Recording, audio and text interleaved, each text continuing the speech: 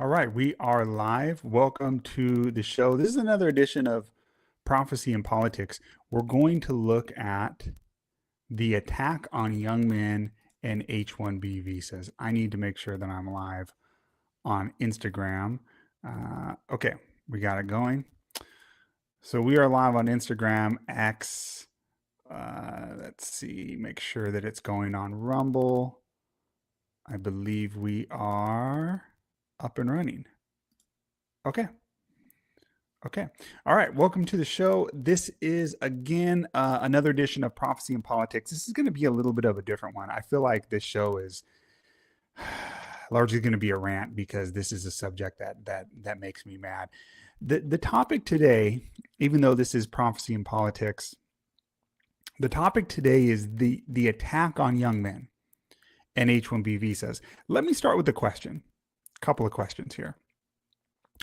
Do you think generally it would be a good idea if the country had, if the citizens of America were more moral, if we had more moral people? Do you think that would be a good idea? Do you think it would be good if more Americans were going to church? Do you think it would be good? Obviously, these are rhetorical questions. Do you think it would be good if more young men were fathers? Do you think it would be better if we had more families in America with two parents, where the dad's actually there? Two parents. Do you think it would be better if we had more intact families, not only intact families with two parents, the mother and father? Now I have to clarify that in 2025. But also where the father can work a job where he can afford for mom to stay home and watch the kids. Do you think that would be a better situation for America if we had all those things? I think most people listening, because most people listening to this show are going to be conservatives, but I think most people listening, even in the general public in America, would agree that all of those things would be good things. All of those things would be good things. What if I could tell you that there is one thing that you could do, one thing that this country could strive for? If we fix this one thing, all those other things would improve automatically. All those, the rates of families that are intact, and the rates of people who are moral and going to church, and the rates of kids who are raised in a home with both parents, and where dad can be the breadwinner to support a mom staying at home. Uh, all those things would rise if we could fix one thing. You'd probably want to know what that one thing is, right? And you'd probably say, well, that should be important. I would suggest to you, not only is that important, but it is like the single most important thing in politics.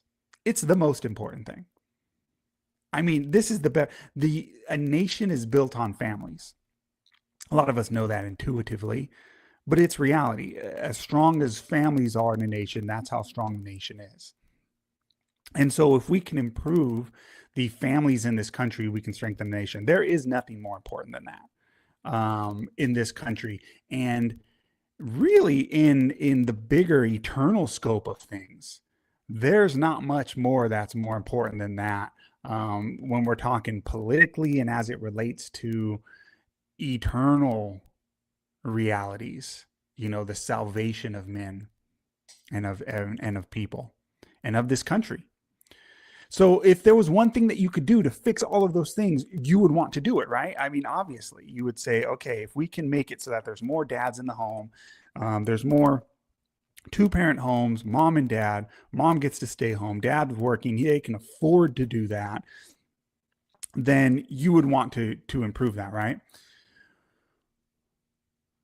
If there's one thing that can make all those other things happen, that should be the thing you focus on. Well, I'm here to tell you that, yes, there is one thing that you can do that would fix all those other things. And what is that?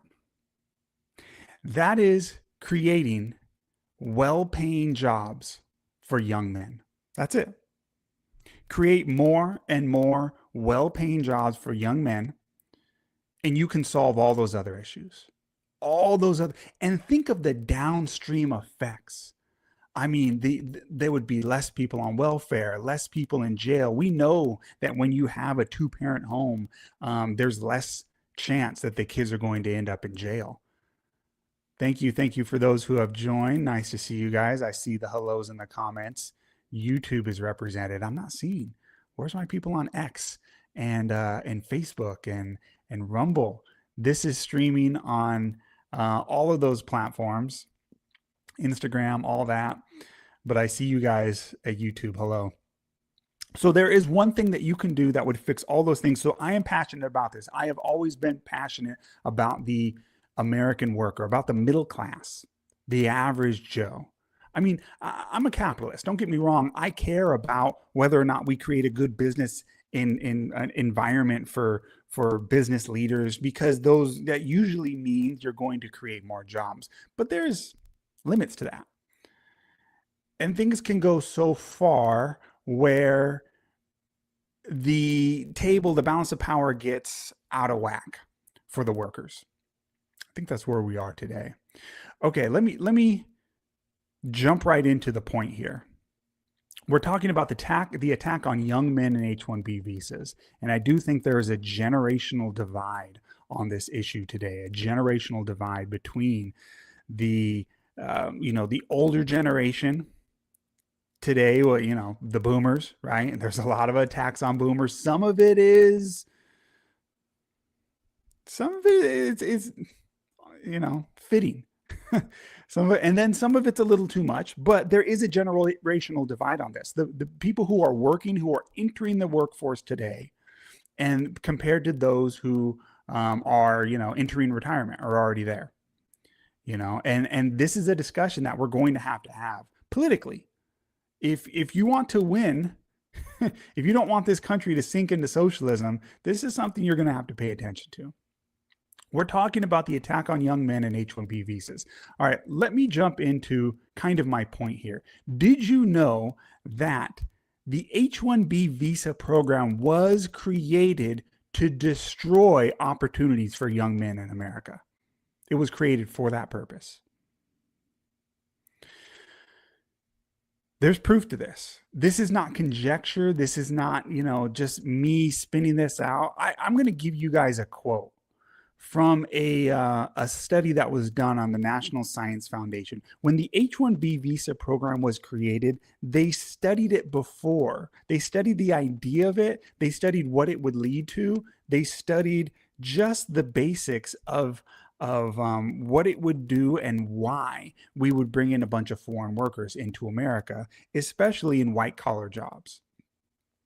They studied this beforehand, and they came to conclusions of what would happen, and they wrote out, and it wasn't public, but they did study it. They didn't make it public. I'm going to show you the quote, but they didn't make it public, obviously, because it would have made people mad. But this happened in 1990, early 90s, right? George Bush the first. I think by now, both sides would agree that he was not the best guy, not the nicest, not the nicest person, not the best president. Single term for a reason. Neocon of neocons. He was former CIA director. The guy was an insider of insiders. And, Congress created this. George Bush the first signed it. And the purpose for it was to destroy the professional class in America. So here's the quote. H-1B visas. This is the study that was done before the H-1B visa program was created. And at the time, the propaganda that was given to America was that, think back 1990. There's all this growing technology. And what people were being told by the media, who always lies to us, what they were being told by the media is there is this coming shortage of workers in the high-tech fields and in these new emerging technology fields in the 90s. And we just need workers. We need them. And because of this, it's going to be this crazy market where people are, the people who do have these degrees in STEM degrees, right, in technology and so forth, they're going to command these wages that are just through the roof. Never happened. Never happened. But this is what we were told. And we're going to have this great shortage. Never happened. We never had this great shortage of workers. But behind the scenes, while they were telling the American people that, they were studying this. And here's what they said. This is from the National Science Foundation, which, if you know anything about the NSF, you know that this is a very insider, connected to the cabal, the CIA, all these types of organizations, the NSF, National Science Foundation. They did this study on this, and here's what they said. They said a growing influx of foreign PhDs, people with advanced degrees, right? PhDs, but they're foreigners, into US labor markets will hold down the level of PhD salaries. So they knew this before it happened. They wrote it down. I'm quoting. Okay, continuing the quote. To the extent that foreign students are attracted to US doctoral programs as a way of immigrating to the US. So this is how it works. They created the program because they knew what would happen was foreign students would come in, take these jobs, take the positions in the universities, and then take the jobs. And what was the point of this? The point was not to replace a lack of workers. That was not the point. That's always what we're sold. Always. That's what's happening in Europe today. That's what the Europeans are being told while their country is systematically replacing the native population. What we are always told is there's this shortage of workers and we're bringing these foreigners in to fill these jobs because we don't have the workers. But in reality, what they were saying amongst themselves is, hey, what this is going to do is this is going to lower the wages of the people who are already here, the PhDs who are already here. So the study made it clear the problem was not a problem where talent needed to be solved, where we had this lack of talent. The problem was the employers did not want to pay the competitive wages for US PhDs. And so what they did is they brought these in to undercut the wages to lower the wages. It's the exact same thing that happens with illegal immigrants, but that's in usually blue collar jobs, right? Illegal immigrants come in, they take jobs for cheaper. They're willing to, take abuse that Americans wouldn't take, abuse that is not right. They're willing to take it. And so the Americans get kicked out of those jobs. And more jobs are jobs that used to be things that American teens would do and so forth. And now they're not ever done by Americans, or very little. More and more industries get taken over. Here's a quote I'm reading here. This is the real origins of the H1B Act. By the way, if you want to know more on this, there's an article by Eric Weinstein that digs deep into this. It's called, I put it on the screen, but it does not look good in the new vertical format that they're allowing me to do here on StreamYard. So if you're following this on YouTube or Instagram, I think I'm vertical on those, so it wouldn't look good on the screen. But the article is How and Why Government, Universities, and Industry Created Domestic Labor Shortages of Scientists and High-Tech Workers. So they created this shortage on purpose. And yeah, it was really, okay, so here's a quote. Their aim instead was to keep American scientific employers from having to pay the full U.S. market price of high-skilled labor. They hoped to keep U.S. research system staffed with employees classified as trainees and students and postdocs, postdoctoral students for the benefit of employers. The result would be to render the U.S. scientific workforce more docile and pliable to authority and senior researchers by attempting to ensure this labor market was always flooded largely by employer-friendly visa holders who would take a lower wage. So they did this on purpose in order. So think of it this way: the US and the business classes in America and the powers that be, they looked at the current situation, they looked at the situation and they said, we have already, just, this is 1990, right? At this point, they had already begun the process of hollowing out the American factories, hollowed them out, right? Cities like Detroit decimated by sending manufacturing overseas. So those blue collar jobs you used to be able to get in the 60s and 70s, where you would get out of school as a young man and be able to support a family with a high school diploma in your local factory, that was already gone. That was already sent. Nixon went to China and made deals over there. And from then on out, they slowly had the process of sending our factories over to China. So those jobs were already either gone or on their way out. And then they turned these greedy elite, we call them elite, whatever, greedy swamp creatures. They turned around and said, all right, we've already made a killing off of shipping all these blue collar jobs over to China. We screwed all the young men in America who just want to work a factory job and support a family. We already screwed them over. Who can we screw over next? Well, the professionals, the professional class, the white collar jobs, the young men who, the best and the brightest. Let's go after their jobs next. And they said, you know, this type of field, middle class, professional, white collar jobs, these have traditionally in America been the stepping stone from going from lower class to middle class to upper class. It's a story as old as the country. You know, people would come to America. The first generation, the parents would work their butts off, maybe run some kind of business or something like that. And then, you know, whether they were whatever, whether they were from, you know, Southeast Asia and they're setting up a donut shop and they make a killing off that on the West Coast, or whether they were, you know, Jewish immigrants in New York and they're setting up a garment factory in the, you know, early 1900s and something like that, right?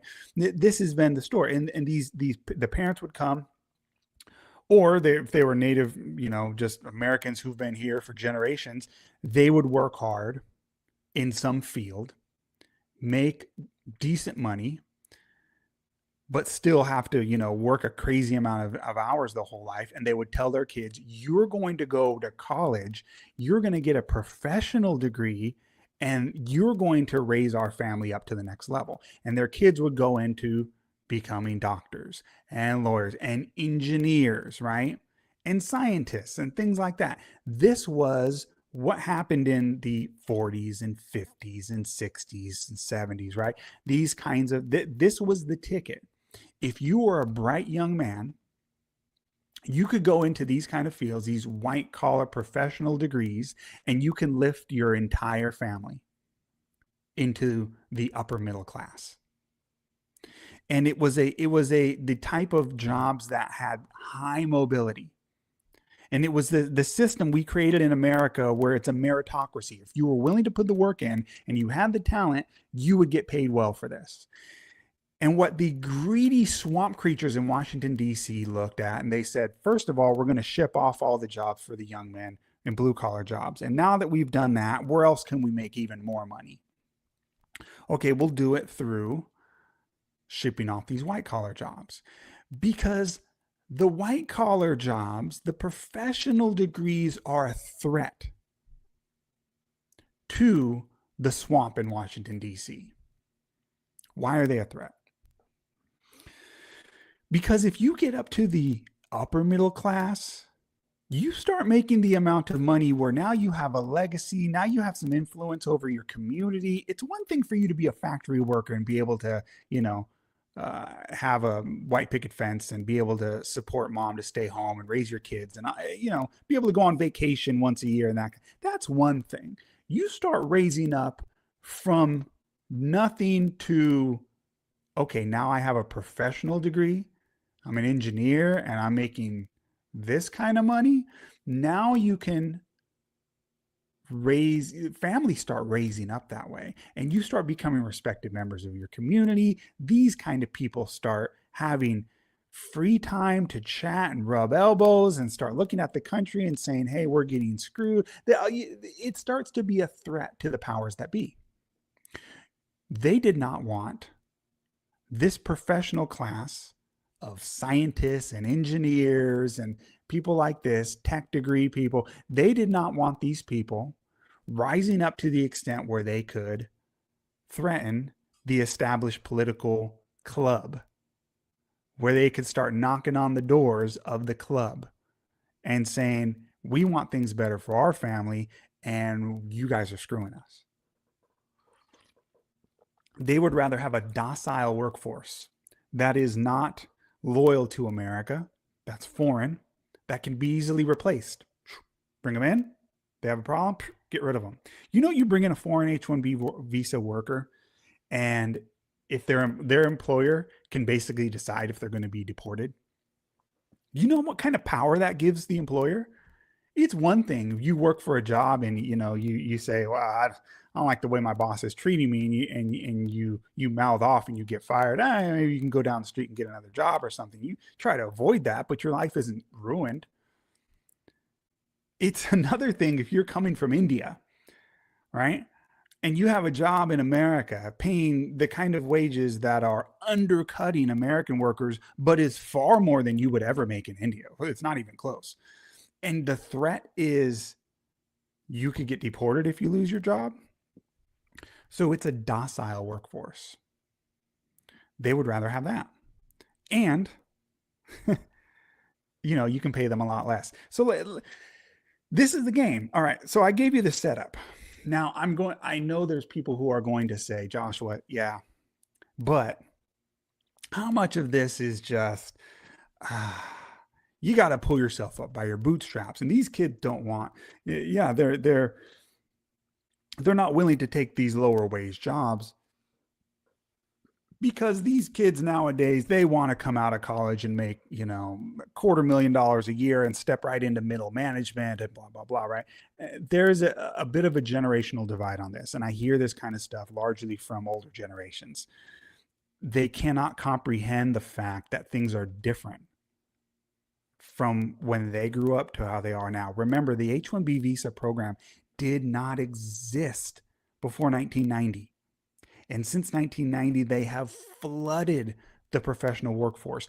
If you grew up, if you were getting your first job before 1990, if you were getting your first job in the 70s and 80s, 60s even, probably more like 70s and 80s, you did not have to compete with the entire world, right?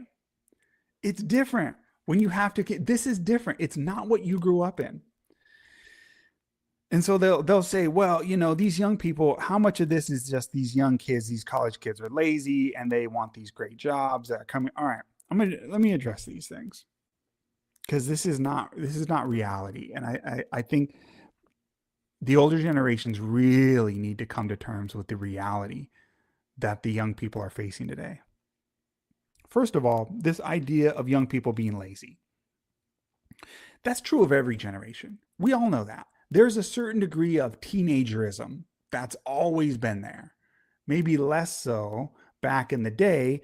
Why? Because back in the day there were jobs that you can do and you were expected to do as a teenager. The reason why American schools today still have summers off is because we expected teenagers to go work in the fields at harvest time in the summer.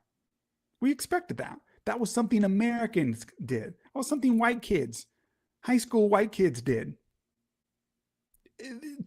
Large amounts. You would get a summer job and you would do that back in the 60s and so forth, right? Not as much today. Why? Because we replaced those workers with a bunch of Mexicans. I'm Mexican, by the way. I'm not anti-Mexican. This is a fact. This is just reality. Okay, it's not anti-Mexican to talk about reality, but we replaced them with a bunch of illegals.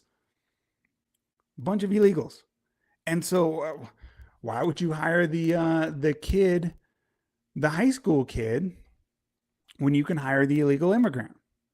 So you cut off that bottom rung of labor and you remove that amount of work experience that young people got. So now they don't have the work experience. Where do you expect them to learn responsibility? You learn responsibility as a young person from those first jobs. Okay. Okay. But we all know that to some degree, every generation, when you're a teenager, when you're in your early 20s, you're a little irresponsible, you're a little lazy. Everyone was like that. Why do we say that as older people? I'm in my mid 40s now. Why do we say that as middle age and older generation people? Why do we say that? We say that because we know it was true of us, right? That's why we get so irritated with it, because we're kind of irritated with how lazy we were at that age, right? Man, I wish I would have. If I knew then what I know now, right? And so, to some degree, there's exceptions. There's some of you who are not me. Wow, I was okay, whatever. But to some degree, all of us were a little bit lazy when we were teenagers. Now, to some degree, we also know that there's different personality types. When you were in high school, and I'm talking to the older generations now, I taught at a high school level. I have a heart for these young people.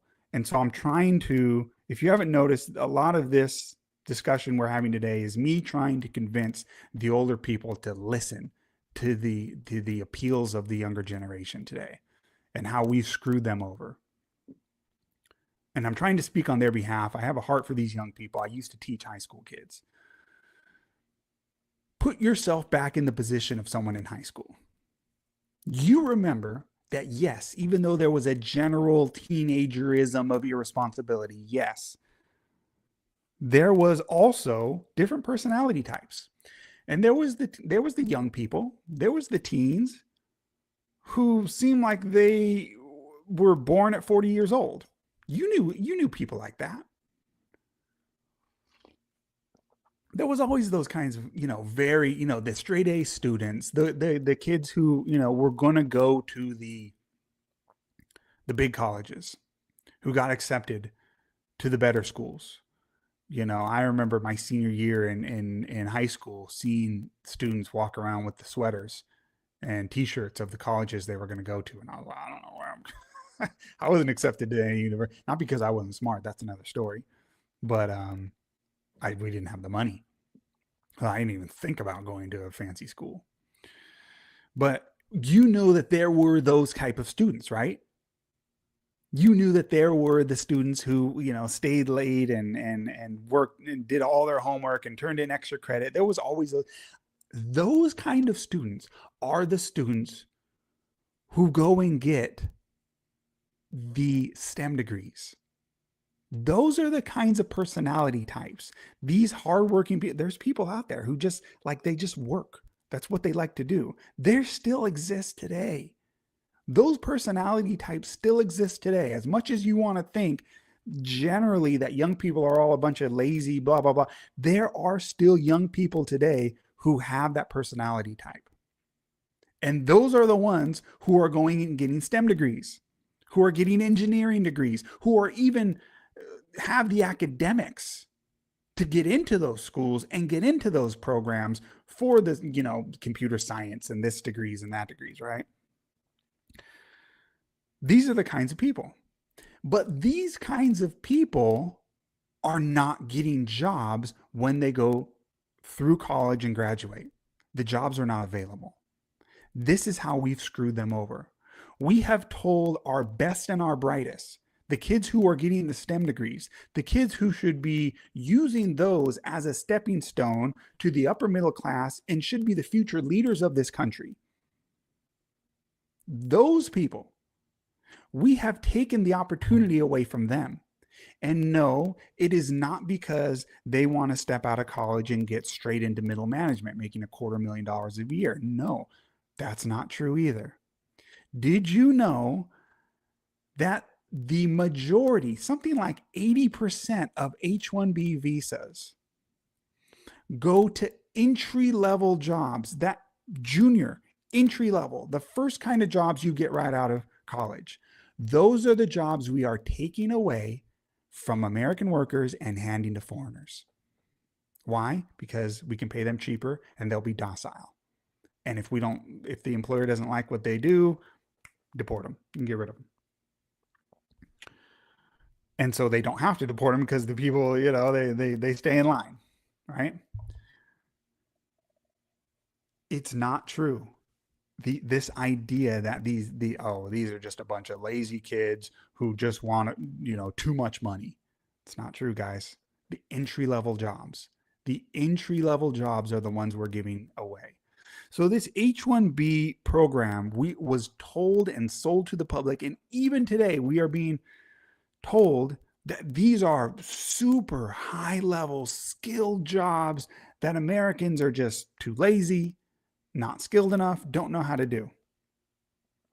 They want too much money for them, blah, blah, blah, or we just don't have enough people to do them. It's all a lie. The unemployment rates for college STEM students are skyrocketing. The unemployment rates for college students in America are skyrocketing. Meanwhile, their loan amounts are sky. Tucker Carlson made a good point about this the other day when talking about student loans. Because it used to be back in the 60s and 70s, it used to be that college tuition was so cheap that you could work a summer job and pay for your tuition. That used to be the case in America. That is not the case anymore. I mean, yeah, maybe if you want to get go to a junior college and you come from a poor family, there's ways, don't misunderstand me. But if you, and this is what happens when you create that shrinking job market, you give away all these high paid jobs to foreigners. Kids say, well, maybe if I go to the best school and I get the STEM degree, I get that best degree from the best school, I'll take a loan out and it'll be worth it. And the reality is college tuition is so expensive now for the decent schools that you can't pay for college tuition with a summer job anymore. So Tucker Carlson made a good point when he talked about this. He talked about on the conservative side, we have been given the talking points of pro-business so much. And generally there's some truth to this because the left goes too far on the communist side, right? But there's a balance there, and we've ignored the balance. And I would appeal to my conservative friends to read the Bible on this subject because God talks about ripping off and oppressing the working class. That is a reality also. And we talk about personal responsibility on the conservative side, and that is true. But the Bible also talks about ripping off your workers and ripping off the poor. And I would appeal to my conservative friends to read those verses too. And don't let politics be more important than God and God's word. So Tucker made a good point about student loans where he said, when it comes to personal responsibility, when we look at drugs and the way we deal with drug laws in this country, we recognize that there are two to tango. There's the drug user and then there's the drug dealer. And in America, we don't just say personal responsibility. And if you're the drug user, punishment for you, but drug dealer, whatever, he's just offering, whatever, it's your personal responsibility. We don't do that. We recognize the fact that there is something immoral about somebody walking around saying, hey, take this stuff. It's not going to be that big of a deal. You're going to love it, right? Give you the first one for free. We recognize that's immoral. Not only do we punish them, we punish the drug dealers more than the users. And I think that's correct. I mean, both should be punished, but we recognize that it's even worse to be the person who's going around destroying communities like that. Why don't we have the same principle when it comes to something else that is spoken against in the Bible? And that is usury or taking advantage of people with high interest loans. That's in the Old Testament. You read it, it's highly discouraged, highly discouraged. And there is a lot of attacks on people who rip off the poor with predatory loans. Just go look it up in the Bible. It's there. It's all over the Old Testament. But for some reason, because especially conservatives, we've got this view that everyone goes, because colleges are so liberal now. So we get this view in our mind that everyone who goes to college is a purple haired liberal who took underwater basket weaving in college, right? And it's a stereotype, and it's just as much of a stereotype as conservatives thinking that everyone who is a vegetarian must be a blue haired liberal or something like that. You know what I mean? Like this kind of, these are cultural things. But we kind of get this view toward college students as if, oh well, they're all brainwashed and it's all your personal response. Forget you, it's your problem. But what we have done is we have sold these college students, especially the STEM degrees. I'm not even talking about the underwater basket weaving degrees or the gender studies degrees. I'm talking about these kids who go and get a STEM degree, an engineering degree, a computer science degree, or something like that. And they get out and they can't find a job. And they get a loan based on the presumption that there's a decent chance they can get a job with that degree to pay it off. And then they come into the workforce, and the powers that be have given their jobs to foreigners. Why don't we, to some degree, say, look, it takes two to tango? Yes, the young person shouldn't have signed up for 100,000 in student loans. That's true. But at the same time, how immoral is it for the banks to go and say, look, you're 17, 18, you are not allowed to drink, um but we wouldn't give you a mortgage. You're not allowed to get a mortgage backed by an asset that we could take to get the money back. No, you're not allowed to do that generally when you're 18. You don't have the money. How are you going to pay that back? But let's give you unlimited loans backed by the US government, which takes the risk away from the banks, by the way. So they have no risk. The risk is all on the young people. Let's waive $100,000 in the face of this 18-year-old. Maybe 80, maybe 60,000, whatever, right? $40,000. So on the one hand, you're saying, oh, these young people are irresponsible and lazy and they don't know what to. On the other hand, we're saying, well, you should have known better to take that $60,000 loan. Which one is it? Are they dumb and irresponsible, or, right? I'm not saying completely let them off the hook, but I mean, come on. There's got to be some responsibility with the people who are making the loans too.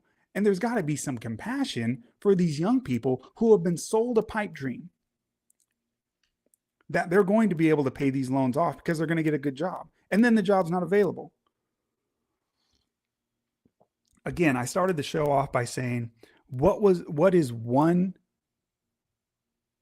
if there was one thing that you could do that would not fix, but greatly help the morality in this country, greatly help the amount of stable two-parent mother and father homes, greatly help the amount of homes where dad can be the breadwinner and mom could stay home. If you could fix all of those things, make it so more people go to church because they have moral lives that they're not ashamed of and they're trying to raise kids, that's a reality.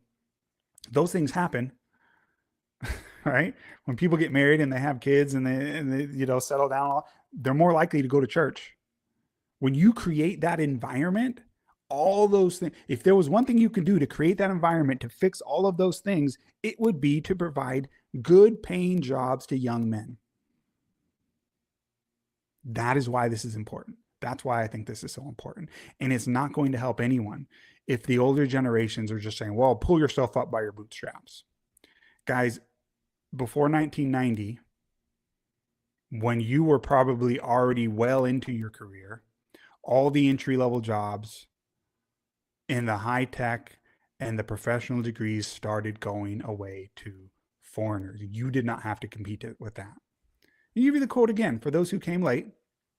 This is from before the H1B visa program was created, an NSF, National Science Foundation study was done.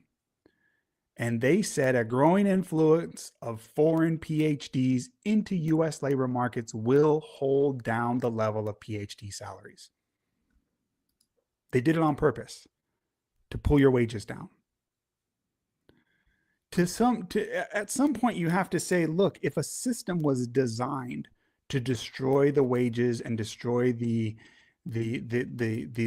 amount of jobs and the pay of professional degrees, and we're talking about the best and the brightest kids, the kids who are going into STEM degrees, if we're screwing them over, at some point we have to say, look, this isn't right. Something needs to change.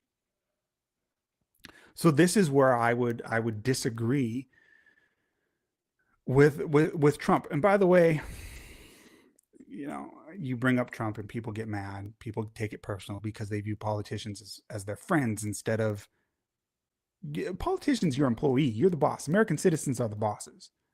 Trump has done good stuff. He's done bad stuff. No loyalty. I don't have any loyalty to any man. My loyalty is to God, to Jesus, right? But other than that, I don't have any loyalty. You earn it. What have you done for me lately? That should be your view in politics. But when Trump says that we don't have the people to do these jobs, it's a lie. Guys, let me give you some historical perspective, and we'll end on this here. When America went to World War II, we were the manufacturing powerhouse of the world. We had factories like crazy. That's why we were able to defeat Germany, is because the manufacturing base we had in this country. But we sent our young men, the men who were working in the factories, we sent them to war. So who was going to run the factories? Go look up this stuff. This was the age of Rosie the Riveter.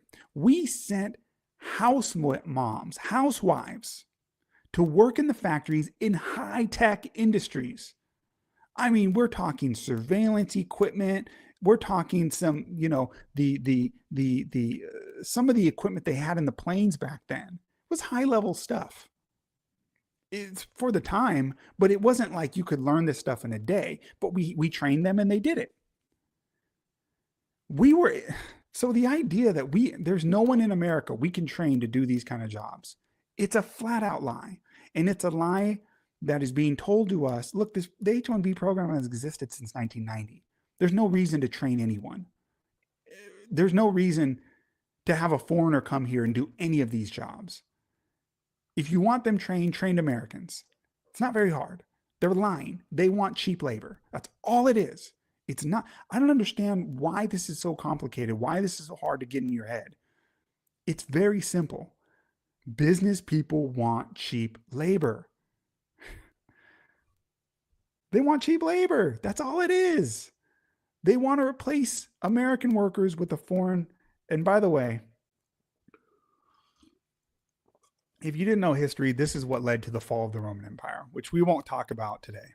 I want to go into more of these subjects, and I want to talk about more of the way young people are getting screwed. So we're going to talk more about this from different angles. We'll talk about the fall of the Roman Empire in a future podcast. We'll talk about the housing crisis and how this is screwing young people. I'm going to talk about how, Republicans they're going to get destroyed in the midterms, and it's their own fault. I don't have any loyalty to the Republican Party. It's their own fault. They're screwing themselves by pushing this, Elon, I don't know, whatever. I'm not going to pick all the fights right here in this one video, but we're going to talk about all these subjects because this is a subject screwing these American young men. It's near and dear to my heart. When I was in high school and college, and I'll end with this story. When I was in high school and I was thinking about going to college, you think about the degree that you want, right? And back then you get the Bureau of Labor Statistics. I don't know if kids still do this today, but back in the early 2000s, I went to college and I was like, which degree should I get? And you look it up on the website, the Bureau of Labor website, and tells you this job here's the median pay, here's how much they usually education they want, here's how much the chances of the job how many jobs are out there, how's the job growth expected to grow over the next few years, all that kind of stuff. You look all that up and you decide, okay, this is a field that I'd like to do. I was good at math. I was always good at math. I took calculus in high school, passed the AP calculus exam, no problem. I thought math was easy. I loved it. I wanted to be an economics professor, or maybe go into mathematics. I remember in college, in my undergrad, I would hang out with my econ professor, go to his office, and just chat with him for like 2 hours during his office hours, just picking his brain. I love the idea. Then I looked into the job outlook for those fields, to be a college professor and econ, or maybe to be in mathematics, all the different fields, and to get a PhD in mathematics and that kind of. I looked at it and I was like, this is crap. You're going to have to be a student teacher, an associate professor, barely making anything forever. And then if you get the job, it's great, but you could go through that for a decade where you're just, you're working part-time after all this years of school. And then, the chances of getting, and so I said, forget it. I went into business. And now, knowing what I know now, looking back on that, it pisses me off, because that is not something that happened naturally just because. And that's what we were told back then. Well, those are desirable jobs. Lots of people want those professor jobs, so you can't get them. That's not what happened. It was artificially. We brought in foreigners who would take lower wages, who would work just as the associate professor. And those are the kids those are the teachers, the professors now in the colleges, who a lot of these students can barely understand for their thick accents. I make no apologies for that. And they've taken those jobs and they've taken them at lower wages, and they've made it so they flooded the market, and so you can't. It was hard to get those jobs. It changed what I could have gone through when I was a young man. And I hate the fact that this is still happening today. And we're being lied to this day, being told, well, Americans don't want to do these jobs. And Americans, they're lazy and spoiled and they want too much money and this, that, and the other. It's all a flat out lie. It's just greed. It's just greed. It's greed that's keeping this country from having more intact families. There's the direct line. There's greed in our upper classes that is ruining the morality of this country. How many young people would be kept out of jail and kept out of trouble if they had a stable home with two parents? How much indoctrination would they be spared if mom could stay home and homeschool them? All these things could be fixed. All these things could be fixed if we weren't just lying to ourselves about the way we're screwing our young men. All right, that's the show. We're going to talk more about, and I'll stream this as a podcast. Follow on Apple Podcasts and Spotify. Again, this is on YouTube, Facebook, Instagram, X, Rumble. Please like, share, subscribe, and all those places. I really appreciate that if you can do that. I'm a small account, and I appreciate the support. If you subscribe on YouTube, hey, hit that bell so you know when I post a new video and you can watch it. Share it if you like it. But I will cover the other topics in the future. We'll talk about the housing market. We'll talk about some of the other ways that these young men are getting screwed today. All right, thank you guys, and God bless. We'll see you next time.